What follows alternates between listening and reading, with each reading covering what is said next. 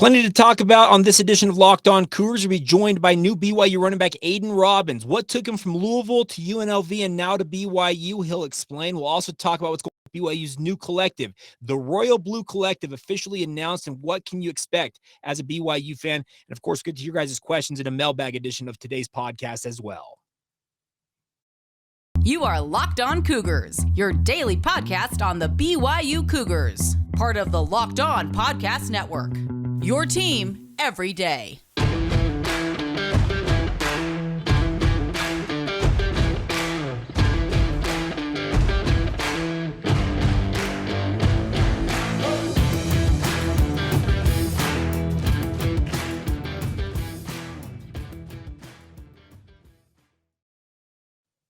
What is up, everybody? I'm Jake Hatch, your host here on Locked On Cougars, your resident BYU insider. Thank you for making Locked On Cougars your first listen of the day. Always appreciate you guys checking us out. We're proud to be part of the Locked On Podcast Network, where, of course, the motto is your team every day. And as such, this is your only daily podcast focused on the BYU Cougars. We're brought to you today, our title sponsor, our friends over at BetOnline. BetOnline has got you covered all season long with more props, odds, and lines than ever before. That's BetOnline, where the game starts. All right, kicking off today's show with a fun interview I'm expecting ahead. I'm bringing in Aidan Robbins, BYU running back. Aiden, thank you for making some time. How are you, sir? Hey, I'm doing good, Jake. I appreciate you for having me. Absolutely. You're coming to us from Louisville, your hometown, obviously. So let's start there. You have decided to come to BYU, officially announced earlier this week. They'll be a member of the BYU football program. I remember hearing about your recruitment by BYU way back when. What ultimately led you to, I guess, in a way, come full circle and choose the Cougars? Yeah, man. Well, first and foremost, I truly had faith in this thing, and I don't think God would have brought me around a second time for nothing. You know what I mean? Mm-hmm. And like I said earlier, man, relationships, this whole thing's about relationships and networking. And I've had a really strong foundation with the coaches since 2018, man. And Coach Sataki, Coach Harvey, and, Coach AJ Stewart, who was the previous running back coach at BYU. We've just had great relationships and kept good connections and continued building that relationship since they started recruiting me in high school, man. And, I was already previously familiar with how things are ran at BYU and, the culture and things of that nature, man. So it was just kind of a no-brainer for me. Now, you decided to remain at home, close to home, I guess, at the University of Louisville for your first 2 years of college, but then you made the decision to transfer to UNLV. What led you to decide, okay, I got to try something different and head out west to Las Vegas? Yeah. Definitely. I mean, playing at Louisville was a dream of mine. I had a great experience at the University of Louisville, man. Coach Satterfield's a really good dude. Norval McKenzie, Darrell Sims had great coaches there. Unfortunately, it didn't work out for me, man. I wasn't necessarily what they were looking for in a running back, and it wasn't necessarily the best offensive suit for me as well. So, I just had to do what's best for me, take a chance on myself, and transfer, man. And Coach Arroyo found me out of the transfer portal. He believed in me, gave me an opportunity. I ran with it. Well, you ran for 1,000 yards, and that's a pretty impressive number. I don't care what level of college football you're playing at. If you put 1,000 yards up in a season, that stands out. And you did that at UNLV. So you said that the offense at Louisville didn't necessarily fit your skill set. What about UNLV's offense fit you so well? Yeah, definitely. Well, we ran – the way we ran our zone schemes was just kind of more catered towards a downhill runner. Okay. Catered towards a bigger back, and that's what Coach Arroyo likes, man. And I just fit right in and kind of getting me out of backfield a little bit, getting me in space, allowing me to make some catches out of the backfield, and allowing me to just make one cut and go, one cut and get upfield instead of having so many reads and getting me to run sideline to sideline. You know what I'm saying? Well, and that I think most BYU fans who are familiar with what BYU's offense runs, they know about the zone concepts that BYU runs. They run wide zone, inside zone. That's been the staple of this offense for the last 5 or 6 years at BYU. So in some ways, it sounds like it's a tailor-made fit for you coming to Provo. Yeah, definitely, man. Even coming out of high school, it was very intriguing for me to see the style of offense and the success that running backs have had there. Tyler Algier, Jamal Williams, man, Chris Brooks. it just, it's very intriguing for him as a running back, seeing other running backs have success and running behind such a great 5-0 lineman, man, with All-Americans, future first-round draft picks. What else could you want? So when you decided to ultimately enter the transfer portal once again at UNLV, how quickly did BYU reach out? Quick, really quick. They were the first school I heard from. Okay. Yeah. Was it Coach Unga who was the first person to reach out? Yep, Coach Harvey. Got that phone call from Coach Harvey, and I was like, oh, yeah. All right. Well, very, very cool. So what led you, ultimately, because we mentioned the fact you were recruited by BYU back in 2018. You ultimately decided to pick Louisville. What about BYU this time sold you on the Cougars? Was it the playing style? What was it? Yeah, definitely, man. It checked all the boxes. Crazy how life works, because I could have never foresaw this 4 years ago, man. And just knowing that they cared so much about me, man, and me having that strong relationship with all of these guys for 4 years, that truly means a lot to me. The relationship they have with my family, all of that stuff just means a lot to me, man. And like I said earlier, you got to have relationships in these things, man. So, that was definitely a big indicator for me that this is where I need to be. Now, anybody who looks you up in terms of your bio will see you're a big body back, 6'3", somewhere between 220 and 235 pounds, depending on which roster they happen to look at. Do you have a playing style or a player that you kind of model your game after by chance? Yes, definitely. Derrick Henry's obviously he's my favorite player. He's my favorite player. I watch a lot of Derrick Henry film, Latavius Murray, Eddie George, just backs that kind of resemble my style of play. One cut and go, get downhill. Where we kind of have the same size, but we also have speed. But I also study nimble backs like Alvin Kamara, man, and just study their footwork and how they have balance and how they're able to accelerate and get in and out of cuts in small spaces, man. So I definitely favor bigger backs, but I try to study all backs to help improve my game and things that I need to work on to make me the best all-around back I can possibly be. Now, you mentioned earlier on that you've watched Jamal Williams, Tyler Algier, Chris Brooks do what they did at BYU. This is my personal observation watching you. You resemble more of what I saw from Tyler Algier at BYU. And Tyler was an absolute sensation and now is doing great things in Atlanta. You feel like you can model a little bit of what he did for BYU, hopefully? Yeah, for sure, man. I've watched some of his film. I'm still watching him in the league right now. He's a very hard runner. He just gets downhill, man. That's the name of the game, and he kind of imposes his will on defenses too, and tires them out as the game goes on. And that's two similarities I think him and I kind of have is, the longer the game goes, defense gets weaker, we get stronger. And so yeah, I definitely like how he plays. Now, obviously, you're coming to BYU, and I think most people would envision that you're going to be maybe the lead guy for BYU in 2023. What have the coaches told you about what to expect once you get into Provo? Yeah, for sure. Obviously, it's a change of scenery for me. I've only been away from home one time, and I'm going from the Sin City to Provo, man. So it's it's like night and day. But just to come in and it's gonna be a little cold, but expect to work hard, man. I'm just ready to get in and get to work. Will you be enrolling this January? When are you going to be coming in? Yeah, January 9th, report day. Very cool. And what are you going to be studying while you're at BYU?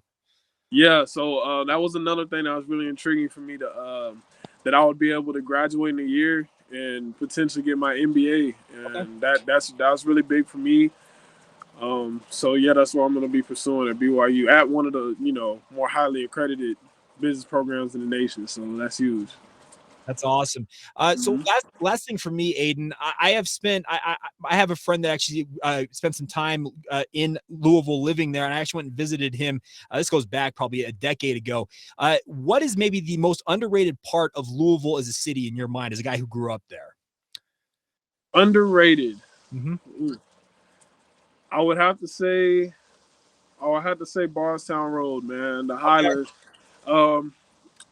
Not a whole lot of people know about it, but Jack Harlow's kind of putting it on the map a little bit.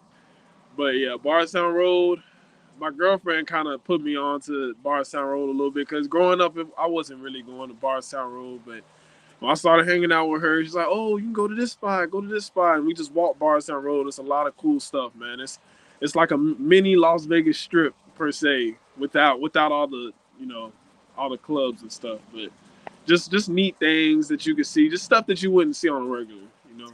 True story. My buddy, when I went to go visit him, the first night I was there, guess what we walked? Bardstown Road. Yes, sir. Yes, sir. Great place. Louisville, highly underrated city. The Muhammad Ali Museum, the Louisville Slugger Museum.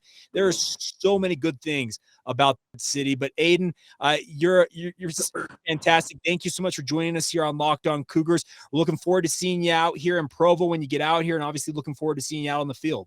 Yeah, for sure, man. I appreciate you for having me, man. Go Cougs.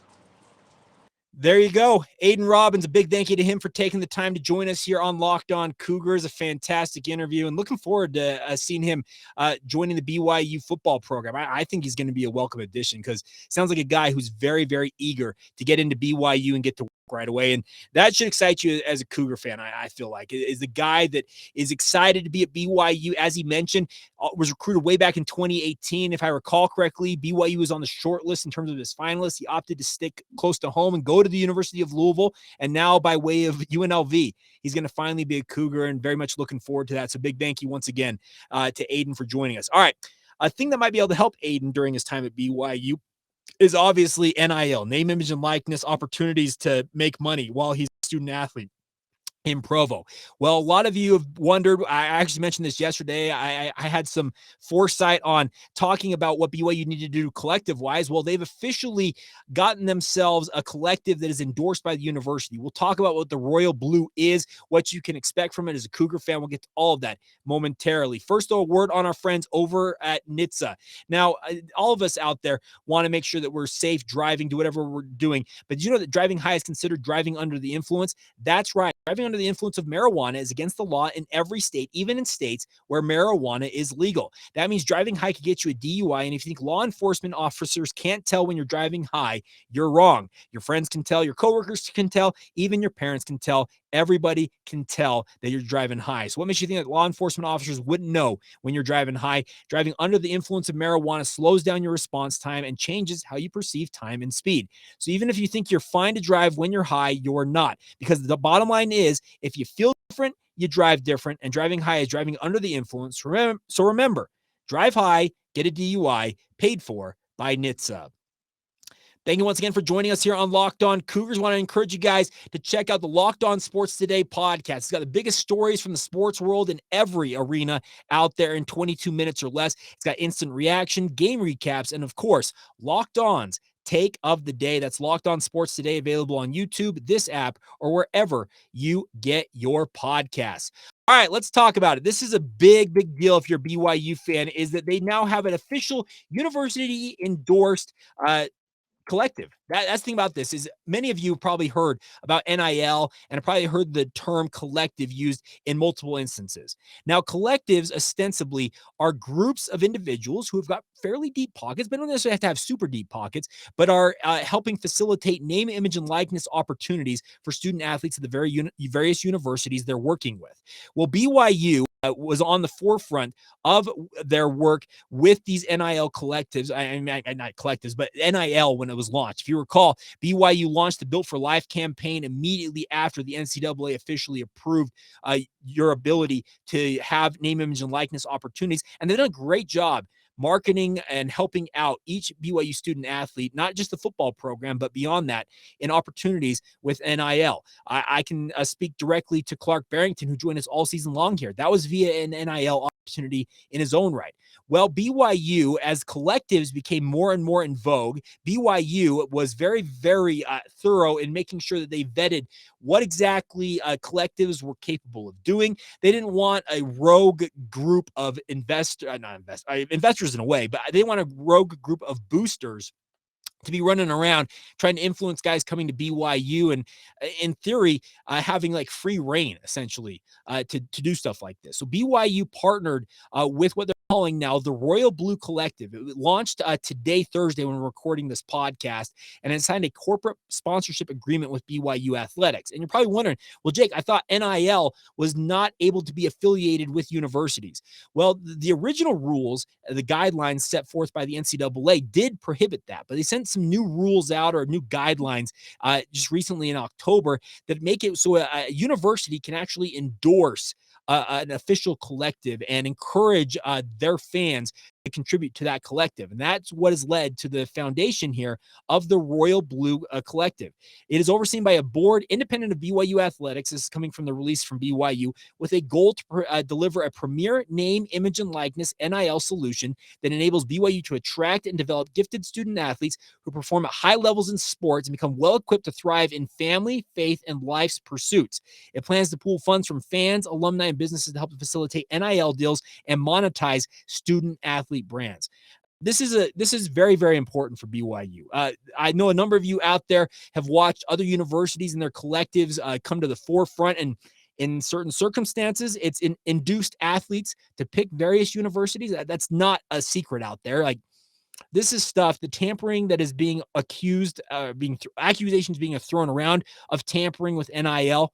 It was happening before NIL. It'll happen long after this NIL is maybe dead and gone. It's always going to happen. But the goal here, I think BYU has taken with the Royal Blue Collective, is to elevate the NIL experience. And what I mean by that is they want to make sure each of these student athletes, yes, they have an opportunity to make money and profit off of their name, image, and likeness. That's the overarching goal of what a collective exists for, what it's going to do ostensibly for these BYU athletes. But at the same time, I think BYU wants it to mean more than just, hey, ex-athlete, would you like to come here and play for the BYU football program? We'll give you X $1,000 to come here, and what you need to do to earn that is essentially nothing. They want it to actually mean something, where these student athletes, they're benefiting from it, while at the same time these boosters, the businesses, Joe Schmo fan out there, if you want to be involved with this, you can be involved with it. You don't have to have super deep pockets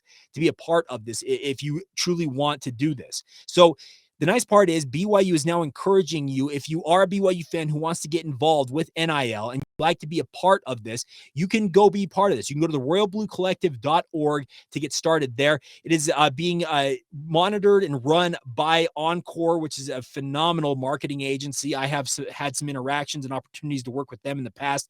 They do things the right way. Open Doors, which is one of the NIL websites out there that facilitates these deals, is also a part of this. And the best part about this is the way that BYU has structured this, it's going to operate as a 501c3 public charity. And the reason I like this, and there is some scrutiny out there, Matt Brown from Extra Points, if you pay attention to his newsletter covering all things college athletics, there is some thought that the IRS at some point may say that running a collective as a charity doesn't necessarily work, because what exact charitable contributions is this making?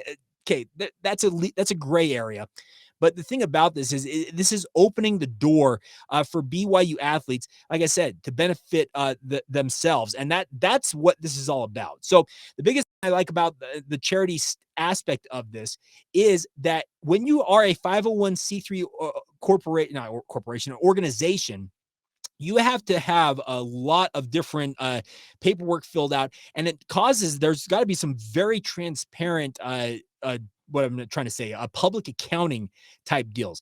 All of the funds that are collected ostensibly under the Royal Blue Collective here, well, guess what? In their legal filings, the returns they will have to make with the IRS and the federal government, they're going to have to account for every nickel and dime that they have spent and or given to BYU athletes. That is the thing I like about the way this is being structured by the BYU athletic department, Brigham Young University, and obviously the Royal Blue Collective here, the group building this. It is going to cause them, they've got to account for all of it. If they don't, that is when Uncle Sam and the IRS is going to say, let's take a little closer look at what you guys are doing here, and we need to dig into this a little bit more. So you may think that NIL is something that you don't want to be a part of. You think it's ruining college athletics.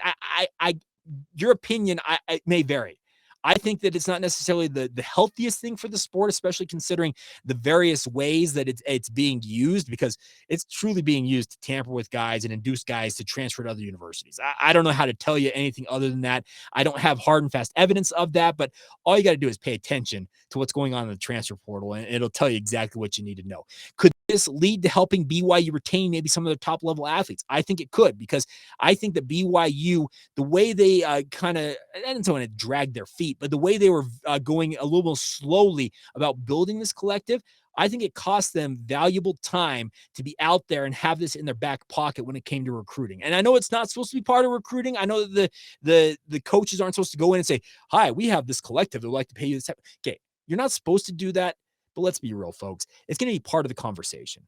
Any student athlete out there, Aidan Robbins, who we just had on this show, I'm sure has heard about what the Royal Blue Collective can do for him, and he'll obviously be wanting to benefit in his own right. If he comes in here and runs for another 1,000 yards in a BYU uniform, and he has back-to-back college seasons of 1,000 yards rushing, and as he mentioned, he might get his MBA in 1 year, he could be a one and done at BYU and jump to the NFL. But at the same time, during that year, he would be a star and obviously be able to benefit himself with regards to NIL type opportunities. So I think that BYU, to their credit, they built this the right way. Because the other thing about this is, I forgot to mention this earlier on, the Royal Blue Collective, the other thing about this is they're adding different things to what BYU is trying to offer each of these athletes. So the biggest thing I would encourage you to go do is to go to the royalbluecollective.org. It's not the Royal Blue Collective. It's just royalbluecollective.org, and read up on this.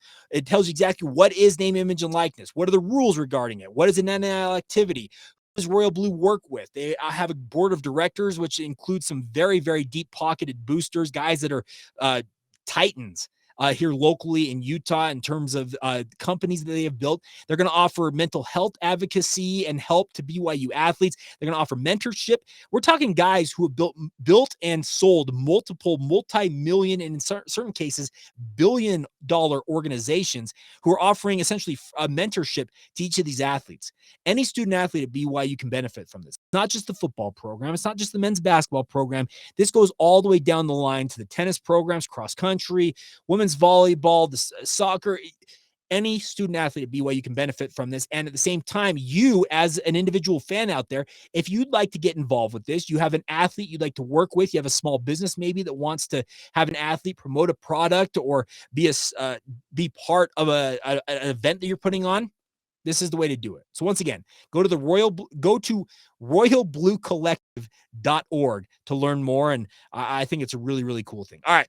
We'll wrap up today's show with some of your guys' questions. Some of you have submitted them via social media. Some of you have submitted them via email. We'll get to all of those here in just a moment. First, though, word on our friends over at UCCU. Now, UCCU has been with us for, I'm trying to think. They've been on Locked On Cougars, I think, for a good 3 months now. And what I love about UCCU is I bank with UCCU. That's the best part about this. I can speak directly to what UCCU has done for me, but they're trying to help all of us out there navigate this period of high inflation and high interest rates by giving you guys what they call it's called a savings certificate. And what it is, it's a 15-month savings certificate. I got a niche on my head there, with an incredibly high APY of 4.00%.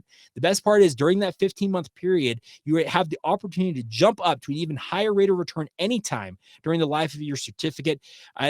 The thing about this is trying to help us navigate with these high interest rates. Your rate of return with regards to your typical savings account or money market account, whatever you use, is not going to be nearly as high as that 4.00% APY on the savings certificate from UCCU. The best part is you can be done for as little as $500, making it something that anybody, both big or small savers, can get started with. Go to uccu.com to learn more. You can stop into any one of their branches along the Wasatch Front to get started there, or give them a call. That's the other thing about this. This is very simple to get started with that savings certificate. As mentioned, during the 15-month period, if rates continue to rise, you can take advantage of that with a one-time rate jump during that 15 months to get that higher rate of return added to your account. So take advantage of it now, my friends. That's uccu.com to learn more or to get started with that savings certificate today. But remember, this is for a limited time only. So once again, that's uccu.com. Stop into a branch or give them a call. Be happy to help you guys out. That's UCCU. Love where you bank.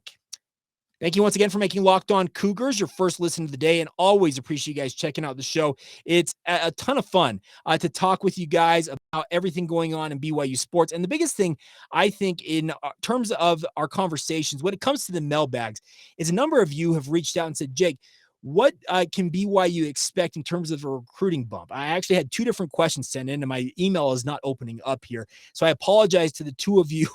I probably should have written down the names in a different document, but it's not opening as I try and open it up here on my computer. But two of you asked, Jake, when can we expect BYU to make that? You mentioned the leap. I think one of them referred to, like, you about how BYU needs to see their recruiting classes improve. And they do need to see that improve, because that's a very important thing, I think, for BYU to get better athletes overall into the program. What's it going to take for that? I think it's going to take just more effort. That's the first thing BYU is going to have.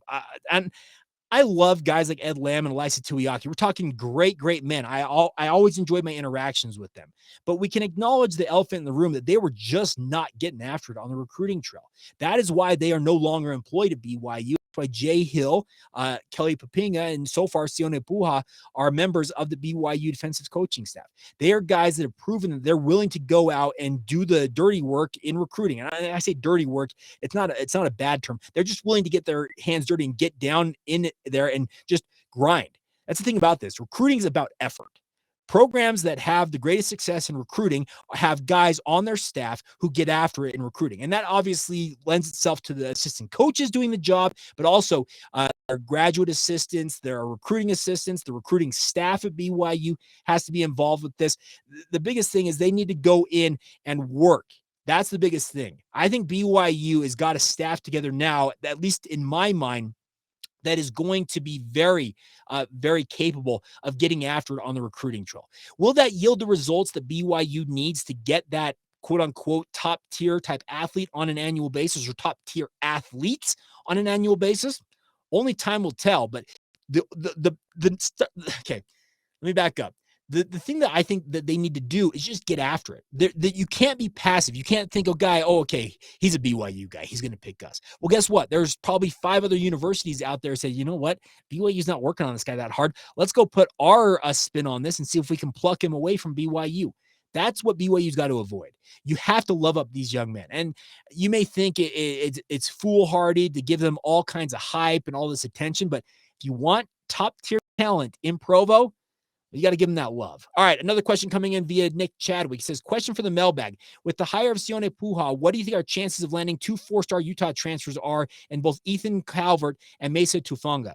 Now, that's an interesting question, Nick, because both of them are linebackers that left the University of Utah. And as you mentioned, both of them are former 4-star athletes. I expect that Ethan Calvert probably is going to transfer closer to home in California. That's just based on some conversations I've had with folks who know him far better than I do. But I wouldn't mind BYU kicking the tires on either of these guys. See if they have some interest, because they've obviously come to Utah. They know the lay of the land. BYU's 40 minutes south of Salt Lake City, where they were. So I don't think BYU would be necessarily out of the realm of possibility of at least approaching these young men and seeing what their interest level is. Does that mean that one or both of them decide to come to BYU? No, by no means does it mean that. But the biggest thing is you have to give yourself the opportunity for them to be given that offer. I think that BYU, just speaking of the transfer portal in particular, I think they're working far harder than a lot of us may think, and you may think they are. That's the biggest thing about this. Is I think BYU is doing some really, really good work in the transfer portal. Now, let's acknowledge a couple of pieces of information here. Jaron Hall has officially accepted his invite to the Senior Bowl. I think that all but seals the fact that he is going to the NFL. Yes, there is the outside possibility he could go to the Senior Bowl, decide to come back to BYU. It exists. You can do that. But you don't do that if you're going to the Senior Bowl traditionally. I think he's going to the NFL. So that should clear the deck for BYU to hit the transfer portal hard when it comes to quarterbacks and go out and find a guy or two they feel like they can find. The other thing about this is they're bringing back Max Tooley and Isaac Rex. Those are two very, very capable guys. They're going to be a help to, in the case of Max Tooley, BYU's defense, because talk about a guy, pick 6 machine. He had 2 of them this year for BYU. Fantastic player.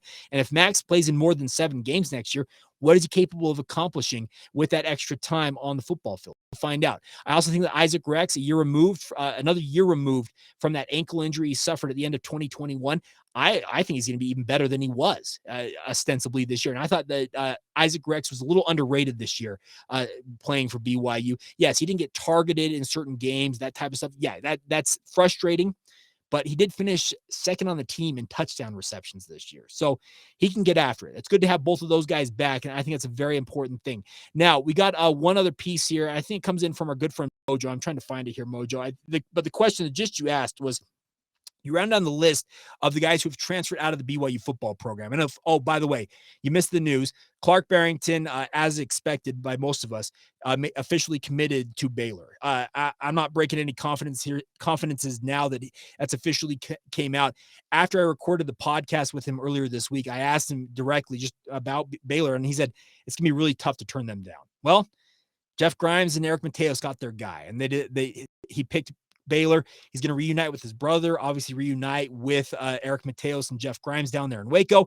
And it could be that BYU plays the Barrington brothers next year as a member of the Big 12 Conference. It's not out of the realm of possibility, so looking forward to that. All right, here's the question. Oh, excuse me. It wasn't a Mojo. It was actually Jeff Henor. So I apologize. Mojo, you're a stud. Thank you, as always, for your support. But Jeff, you said this. Thursday mailbag. Who has been the most surprising transfer? You said Keenan Peely, the Barrington brothers, Logan Fano, or other. I would say, Jeff, the Keenan Peely one to me is actually the most surprising to me. And let me explain why. I never expected Clark Barrington to be back at BYU next year. I thought he was going to the NFL. And my conversations with him all year long made me think that he was gearing up to make a run at the NFL. And I just didn't expect him back. So I can't count Clark Barrington in particular in terms of his transfer as the most surprising. Not Logan Peely. That's Keenan's younger brother who's currently on the roster. Keenan, to me, was a guy that I thought was going to come back and get back to being more of what we saw from him in 2021, similar to Isaac Rex, with another year's removed from his injury to get healthy and get back to playing the level that we thought he could play at in 2022. I thought that was very capable for him, but he decided that he is best suited to go play elsewhere. He's headed to Tennessee. So best of luck to Keenan Peely down there on Rocky Top. I had an opportunity to join Locked On Vols that covers the Tennessee Volunteers, join Eric Kane, their fantastic host, and talked about it. I think that they're excited to have Keenan Peely on the roster. They actually had quite a few of their linebackers leave the program. They have some young talent in there, but I think Keenan Peely's got an opportunity to play early on for Tennessee, and we'll see how it shakes out. So of the three you mentioned, I'm actually going to pick Keenan Peely there, Jeff. I think that was the most surprising to me in terms of guys who ultimately decided to leave BYU. But let me also express this to you guys. I very much hope for all the success for all these guys wherever they land. They're all phenomenal young men. They're prodigious talents in the realm of football. Think about how few people relative to population wise get to play college football, and in some cases get to play in the NFL. It's such a small number that get that opportunity. And you know what? Not everybody's pathway is going the exact same way as everybody else's. But at the same time, I look forward to seeing these guys get that opportunity to move on with their playing careers. All right, final question here, a little bit over time here, but I'm going to get to it right away as fast as I possibly can. I'm going to pull this up here. It came in earlier today. There we go. GR sent us an email to lockedonbyu@gmail.com. Says, Jake, will you please discuss those returning from their missions in the near future and how they might offset some of the disappointment from the letter of intent day? Now, in terms of the disappointment of letter of intent day or the early signing period, I'm not sure necessarily it should be the disappointment in a way. I know that the transfer portal has not yielded the names that many of you out there probably have hoped, or maybe the number, I guess I should say, of bodies that you would have liked to see play for BYU. They had two junior college guys pick other universities on Wednesday, as well as Armani Chapman, a transfer from Virginia Tech, ultimately decided to pick UNC, North Carolina, decided to remain back on the East Coast when it felt like BYU had a great opportunity to land him. So the transfer portal is probably the most disappointing part in terms of the overall yield of guys coming out of the portal and choosing BYU. But don't lose hope quite yet, because as more and more programs play their bowl game, you're going to see a lot of guys leave programs because a lot of the coaches have asked them, okay, even if you are going to transfer, just stick with us through the bowl game, and then you can go to the portal, and that's when you can pursue other opportunities. So don't give up hope quite yet on that front. Now, in terms of returning mission, guys coming home from their missions in the near future, I need to do a deeper dive on that, GR, but I got 2 names for you that I am looking forward to. These are guys that I think have the potential to be impact players for BYU that are return mission coming into the program.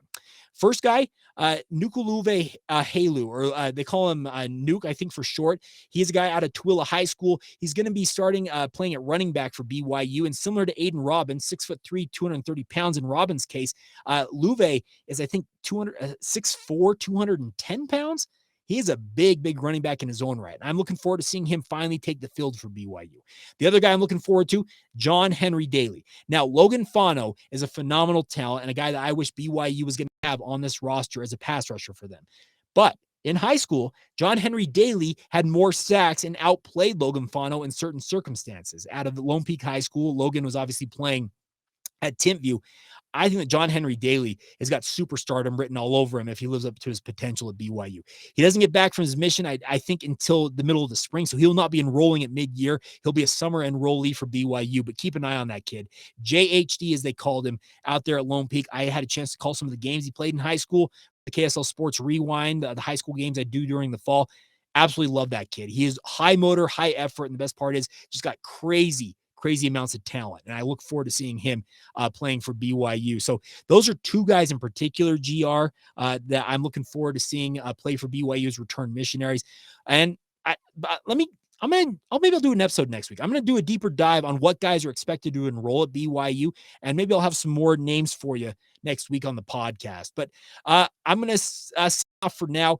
I am going to maybe do one more episode before Christmas gets here. But if I don't, want to wish all of you guys a very Merry Christmas. Thank you, by the way, just for all of your support all year long. This is a time where you're around a lot of family, spending time talking about things. If you don't mind, I guess my gift to myself from you guys, if I can be that selfish, is for you guys to share this with your family and friends. Tell them about this podcast, whether they want to watch it on YouTube, listen to it wherever they get podcasts. Just encourage them to check it out, because you guys are the lifeblood of what makes this podcast go. So once again, enjoy your Christmas. Hope you guys are having a fantastic time with family and friends. And I hope that you guys enjoy the holiday. We are going to take Monday off unless something crazy happens at BYU. So expect another edition of your podcast. If one doesn't come before Christmas Eve, maybe on Friday afternoon, etc., expect a new edition on the 27th, if that makes sense. So until then, Merry Christmas to you all. Happy holidays, and I hope you guys are all doing well. Thank you once again for making us your first listen of the day. Go make your second listen, our friends over at the Locked On Big 12 podcast. Get caught up on all the different news and notes when it comes to the Big 12 with Josh Neighbors in 30 minutes or less. We went a little over 30 minutes today, but nonetheless, check that out. It's available on YouTube and wherever you get your podcasts, just like this show. Once again, happy holidays. Merry Christmas to you all. We'll talk to you guys again soon. This has been the Locked On Cougars podcast. See ya.